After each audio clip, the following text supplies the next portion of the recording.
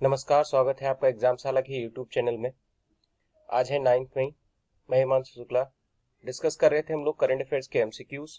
तो चलिए स्टार्ट करते हैं आज का लेक्चर। देखिए, डिस्कशन स्टार्ट करने से पहले आज के कुछ टेस्ट जो कि पांच क्वेश्चंस हैं और इन 5 क्वेश्चंस को आपको अटेम्प्ट करना है कमेंट सेक्शन में। इसका एक्सप्लेनेशन हम लोग देखेंगे वीडियो के एंड में। तो पहला क्वेश्चन है क्या, the headquarter of Karur Vysya bank. Second question है, Nelson Mandela international day has been celebrated to action against. The SIMBEX is an annual bilateral naval exercise conducted by. Fourth question है, Arjun Munda is the union cabinet minister of tribal affairs. Where is presented constituency of Arjun Munda. Fifth question है, Manas national park of the Manas wild life sanctuary and wildlife sanctuary is a national park, UNESCO Natural World Heritage Site, a protected tiger reserve, an elephant reserve and a biosphere reserve in। तो ये 5 questions के आपको answer देना है comment section में। इसका explanation हम लोग देखेंगे वीडियो के एंड में। तो चलिए स्टार्ट करते हैं आज का एमसीक्यू पार्ट। पहला क्वेश्चन है, what is the name of Iran new currency. Iran की नई करेंसी का नाम क्या है, ये आपको बताना है। तो देखिए, ईरान की नई करेंसी का नाम है यहाँ पर टोमान।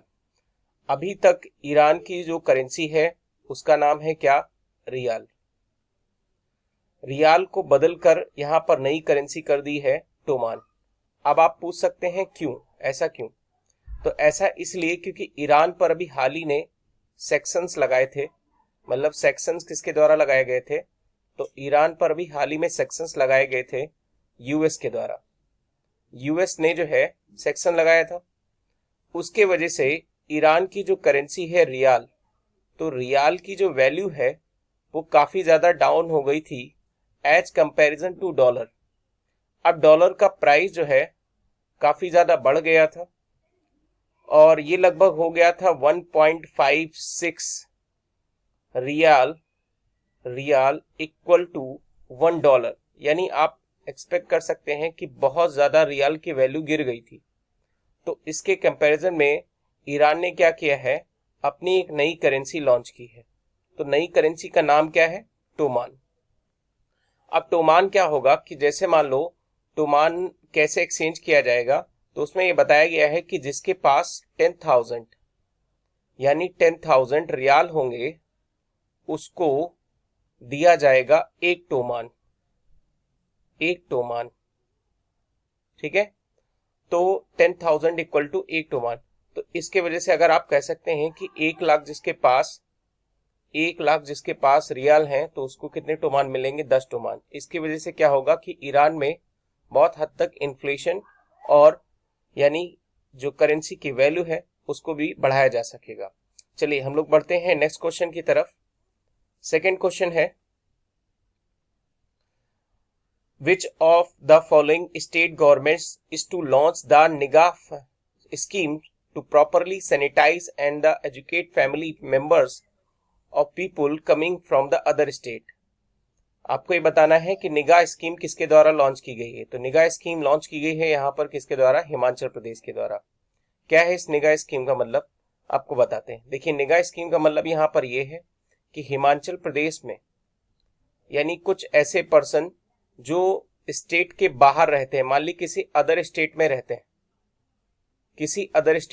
हैं, तो अदर स्टेट से जब वो हिमाचल प्रदेश आएंगे तो हिमाचल प्रदेश में उन्हें क्या किया जाएगा और उनकी फैमिली को प्रॉपर सैनिटाइज किया जाएगा ताकि यहां पर जो वायरस का इंपैक्ट है वो काफी ज्यादा कम हो सके। चलिए बढ़ते हैं हम लोग अगले क्वेश्चन की तरफ। क्वेश्चन नंबर 3 है, which state launches the scheme to generate 25 crore man days for the MNREGA to help returning migrant workers। ये किसके द्वारा लॉन्च किया गया है। 25 करोड़ जो है लोगों को मनरेगा में जॉब दी जाएगी। तो ये लॉन्च किया है किसके द्वारा, बिहार के द्वारा। अब आपको ये बता देते हैं थोड़ा सा मनरेगा के बारे में। मनरेगा देखिए एक ऐसी स्कीम है, इसको पहले नरेगा नरेगा एक्ट ये 2005 में लागू किया गया था। इन 2005 2005 में नरेगा जो है एक एक्ट लागू किया गया था। फिर इसको इम्प्लीमेंट किया गया 2006 में। 2006 में इसको इम्प्लीमेंट किया गया एंड इसके बाद फिर क्या हुआ, 2009 में इसका नाम नरेगा से बदलकर मनरेगा कर दिया गया। तो मनरेगा का फुल फॉर्म क्या होता है, Mahatma Gandhi national rural employment guarantee act. ठीक है, तो ये स्कीम जो है 25 crore men's day for MNREGA work, ये किसके द्वारा लॉन्च की, यानी बिहार के द्वारा। चलिए हम लोग बढ़ते हैं अगले क्वेश्चन की तरफ।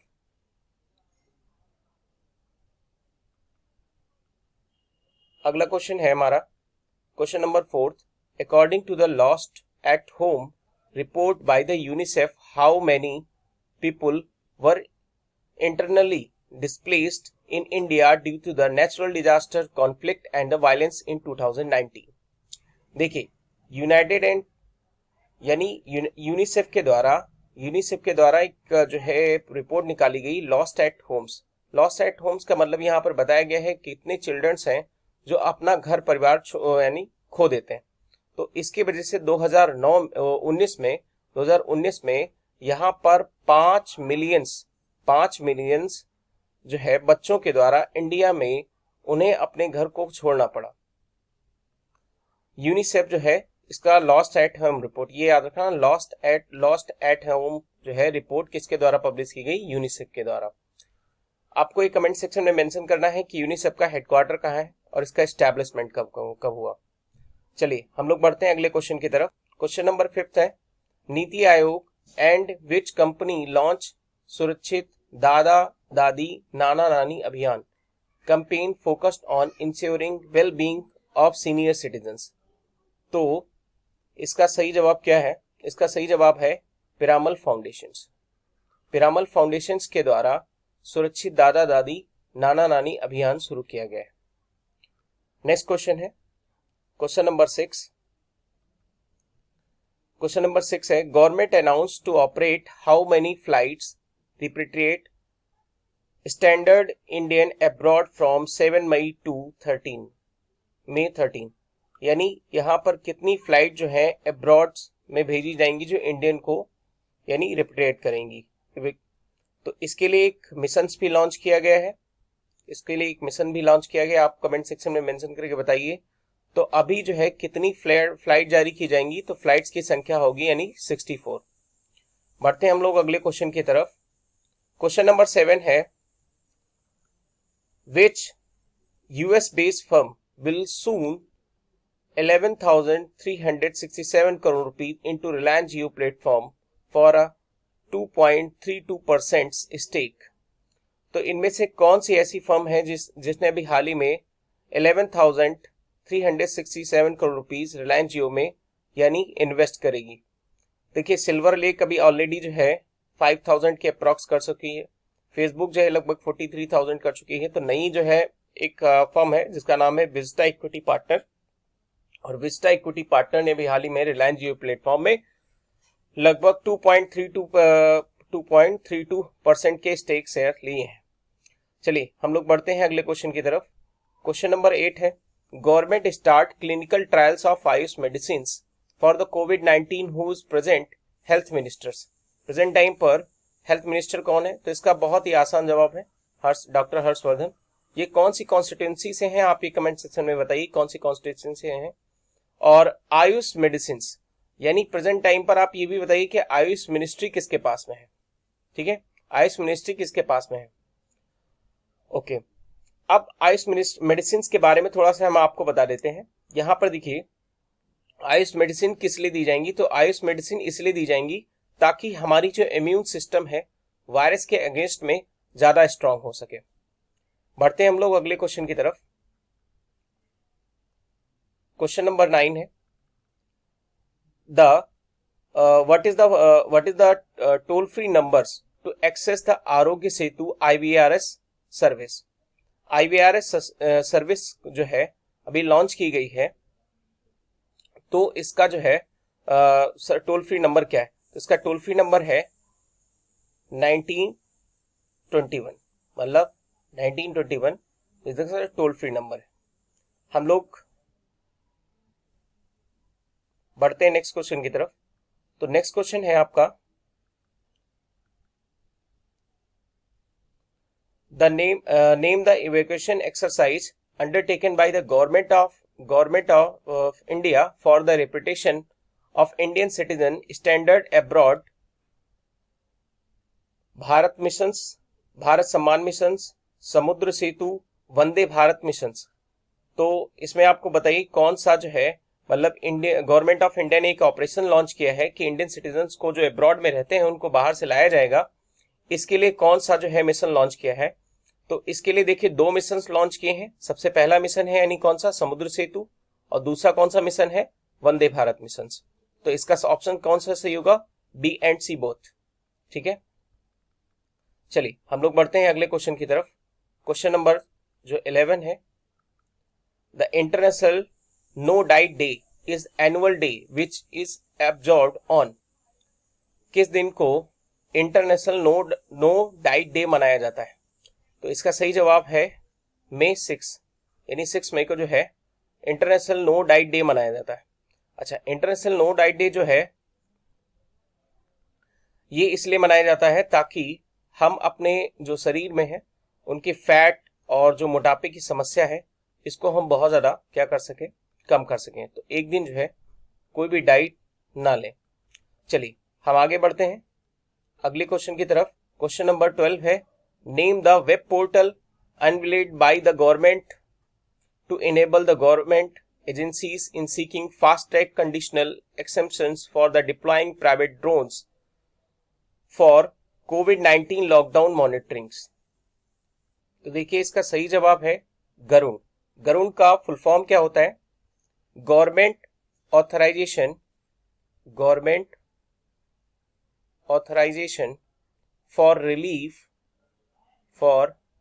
Relief using drones.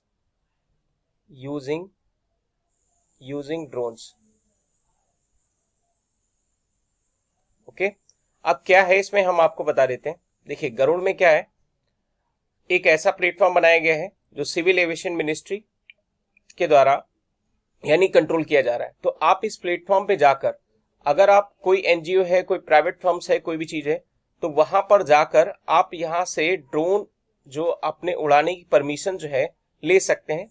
और उसके बाद इस ड्रोन का इस्तेमाल किस लिए किया जाएगा, मान लो कोई ड्रोन है, इस ड्रोन का इस्तेमाल यानी किसी भी एरिया में सैनिटाइजेशन वगैरह के लिए काम किया जा सकता है। तो इसके लिए आप परमिशन ले सकते हैं किस पर, गरुड़ पोर्टल पे जाकर। ठीक है, तो ये है जो है गरुड़ पोर्टल, और गरुड़ पोर्टल पर जाकर आप जो है क्या कर सकते हैं, यहां से परमिशन ले सकते हैं। यानी कोविड-19 में जो भी लॉकडाउन मॉनिटरिंग करना है, सैनिटाइजेशन करना है, तो इसके लिए आप गरुड़ पोर्टल पे जाके आप इसकी परमिशन ले सकते हैं। बढ़ते हैं हम लोग नेक्स्ट क्वेश्चन की तरफ। क्वेश्चन नंबर 13 है, which state government abolish all labour law for 1000 day to attract investment. मतलब पूरी तरीके से लेबर लॉ को एबॉलिश कर दिया गया है इन्वेस्टमेंट को अट्रैक्ट करने के लिए। पहले हम लोग कंटेक्स्ट जानते हैं, कंटेक्स्ट क्या है।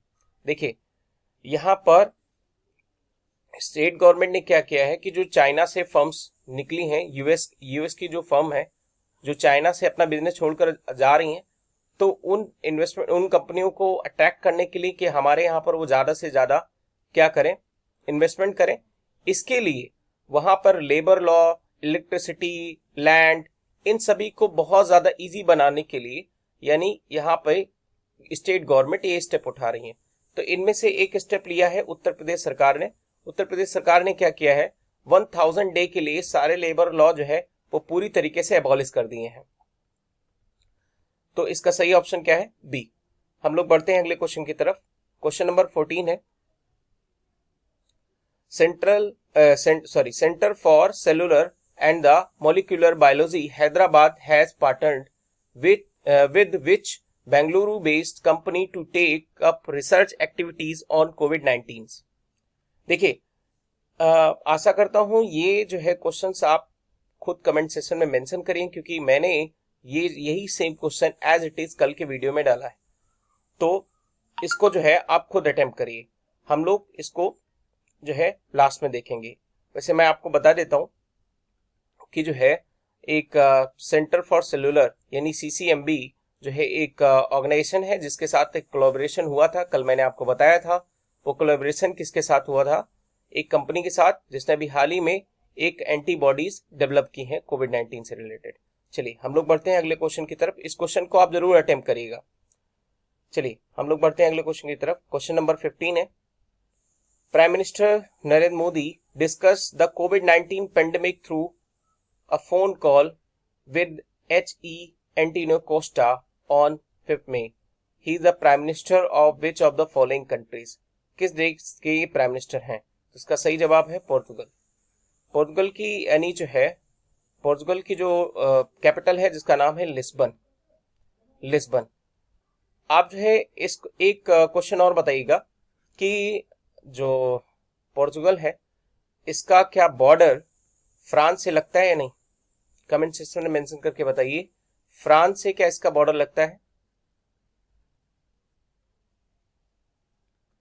तो इसका सही जवाब है जी नहीं।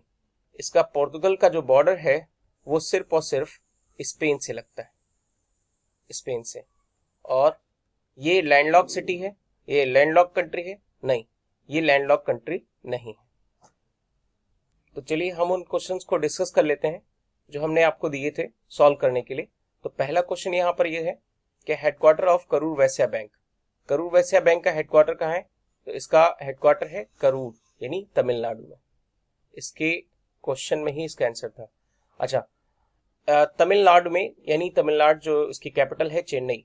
आप ये बताइए यहाँ पर चेन्नई में और किन दो PSU के हेडक्वार्टर हैं? PSU मतलब किन दो PSU बैंक के हेडक्वार्टर्स हैं? तो इसका सही जवाब है यानी इंडियन बैंक और इंडियन ओवरसीज बैंक, इन दोनों के हेडक्वार्टर कहाँ है? चेन्नई में। चलिए हम लोग बढ़ते हैं नेक्स्ट क्वेश्चन की तरफ।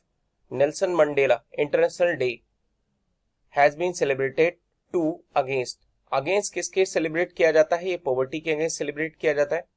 और ये कब सेलिब्रेट किया गया था? ये कब सेलिब्रेट किया जाता है? तो ये सेलिब्रेट किया जाता है ऑन 18 जुलाई, जिस दिन नेल्सन मंडेला का बर्थडे होता है। और अच्छा, तो ये नेल्सन मंडेला जो इंटरनेशनल डे है, नेल्सन मंडेला इंटरनेशनल डे, इसको 2009 में इन 2009 यूनाइटेड नेशन जनरल असेंबली में सेलिब्रेट करने का निर्णय लिया गया। इसके बाद 2010 से हर साल इसको जो है 18 जुलाई को, जिस दिन बर्थडे होता है नेल्सन मंडेला का, उस दिन जो है इसको सेलिब्रेट किया जाता है।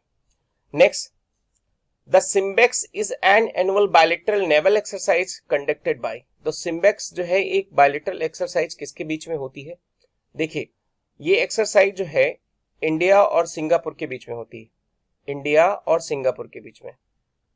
ये एक्सरसाइज 1994 से कंटिन्यू है, 1994 से एनुअली एक्सरसाइज होती है। इस बार 2019 में जो एक्सरसाइज हुई थी तो अंडमान निकोबार में हुई थी। हम लोग नेक्स्ट क्वेश्चन यानी जो फोर्थ क्वेश्चन था, fourth question, Arjun Munda is the union cabinet ministers of tribal affairs where is the presented constituency of Arjun Munda. देखिए अर्जुन मुंडा जो है झारखंड से सांसद है और कौन सी लोकसभा सीट से हैं? तो यह खूंटी लोकसभा सीट से, खूंटी लोकसभा सीट से। आप लोग बताइए झारखंड में कितनी लोकसभा सीट है? तो झारखंड में लोकसभा सीट है यानी 20 लोकसभा सीट्स है। ठीक है, नेक्स्ट क्वेश्चन है Manas national park and Manas wild life sanctuaries. तो ये जो है मानस नेशनल पार्क कौन से राज्य में पड़ता है? ये पड़ता है आसाम में। आसाम की कैपिटल है क्या? दिसपुर। अच्छा, जो आसाम में जो है ये मानस नेशनल पार्क पड़ता है और ये मानस नेशनल पार्क अपना बॉर्डर शेयर करता है किसके साथ? भूटान के साथ। ये चीज याद रखेगा, ये एक नेशनल पार्क है जो भूटान के साथ भी अपना बॉर्डर शेयर करता है।